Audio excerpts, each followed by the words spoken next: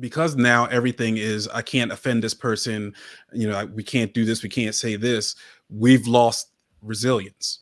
So now we don't do well with coping with things like someone saying something bad about us, or someone not liking us, or not getting praised on our jobs. Now we're starting to take everything to heart, and now everybody in society is basically walking on eggshells, trying to make sure that they always say the perfect thing, they always do the right thing, always be non-offensive, rather than realizing, no, there's certain things that we need to learn how to deal with just a nasty person. Like, that's, those are coping mechanisms. Those are, just signs of, that's how you build resiliency. You know what I mean? That's how you build integrity and humility and things like that. So yeah, it's two extremes. It is. There's an old saying that hard times breed hard men. Hard men accomplish their goals and create good times. Good times breed soft men. Soft men bring hard times. And I don't want to go too far down the category of course, corporal punishment to your children is correct. No, once again, I'm going to reiterate that I think that our race is still very young at figuring this shit out, and so we do not know the exact proper way to um, formulate a young human to become proper in society. We are learning, and we're getting better at it. But the young kids, like you said, you feel like they're soft, but if you talk to them, some of them, I think there's a lot of validity in more understanding and expressing and allowing a good conversation. Saira brought it up about how she doesn't want to do that to her kids that were done to her. It did work because she's a strong woman. She's got her shit together. But could there be a more moderate solution? You guys have seen my whatever that image is that comes up when I'm gone. Balance is an important thing for me. And I believe if we can find that middle ground, sort of like what Mike's saying, as far as where his wife's going to do the more nurturing effect and he's going to do the more disciplinary effect. But I don't know if beating our kids is the right way to do it. My parents beat me, and my dad did. I hold resentment because of that, and I don't think that that's a good way to do it. It does create results because I did well, but I think we can get the results going a little bit more towards the Gen Z philosophy of being more understanding. But you're right, Nelson. If we go too far, we breed soft men who will bring hard times. This is a very complex and hard subject that even those that have doctorates, don't have it all figured out yet. So this is an interesting topic, Kelly.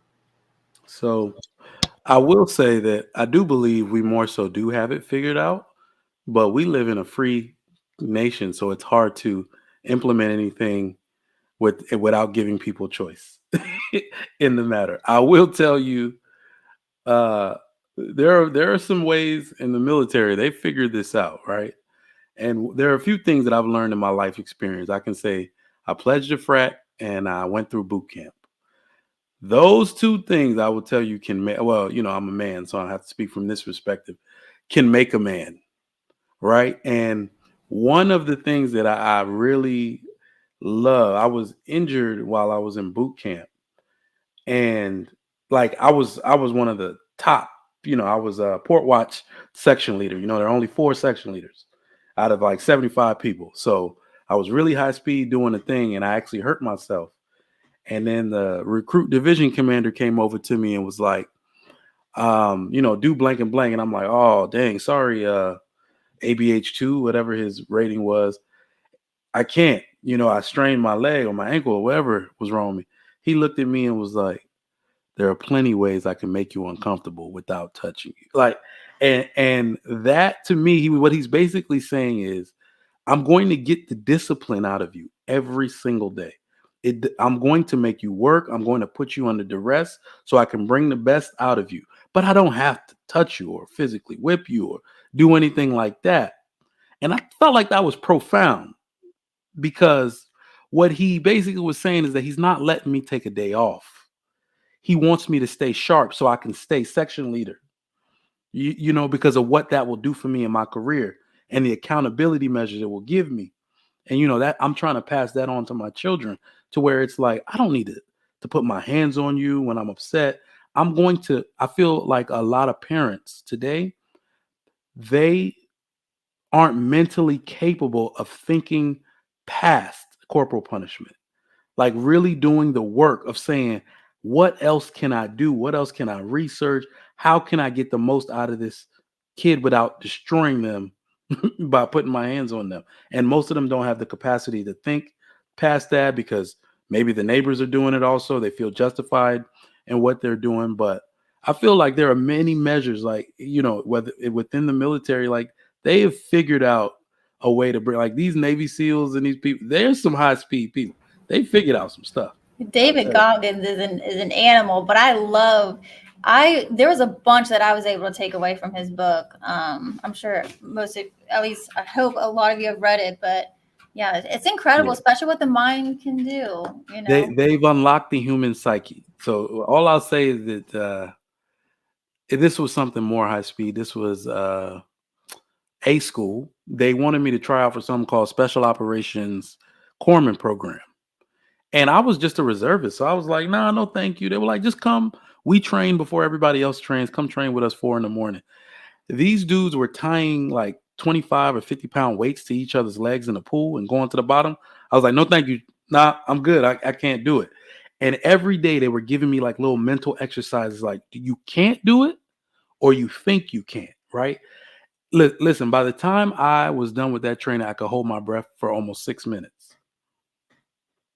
I couldn't do it for a minute and a half. It was certain things that, like I said, that when they unlock your mind, it will take you to a capacity you never thought you could reach. But I will say we can't mandate everybody to do that, right? If it was up to me, I would. I will say really quick, I was actually lifting at the gym, and I was near my like last set, and I don't know if you guys ever did this when you were younger, but you said, if you do this, you'll win $1 million, or like, see how long someone can stand. Like, I remember walking on hot sand in like Michigan. And so I was like, you know what, if you push through this set and get like 10 reps or whatever, you'll win $1 million. And I freaking pushed through that stuff, when I really was going to like stop at like 5 or something, it is really interesting. But of course, again, not everyone is going to have that, but I hope people listening will maybe try that on. I don't know. It's just really powerful stuff.